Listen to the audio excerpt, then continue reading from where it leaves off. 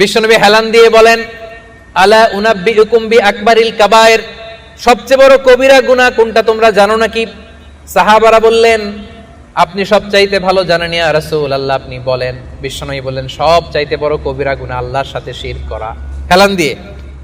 2 নম্বরে উকুকুল ওয়ালিদাইন, মাতা পিতার অবাধ্য হওয়া। 3 নম্বরটা যখন বলবেন হেলান থেকে উঠলেন এভাবে, সিরিয়াস।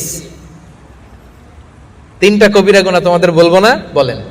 2টা বলছে হেলান দিয়ে, একটা হচ্ছে আল্লাহর সাথে শিরক করা, 2 নম্বর হচ্ছে মাতা পিতার অবাধ্য হওয়া। 3 নম্বরটা যখন বলবেন, ওয়াকানা মুত্তাকিয়ান, তিনি হেলান দেওয়া ছিলেন, ফাজালাসা, সিরিয়াস হয়ে বসলেন।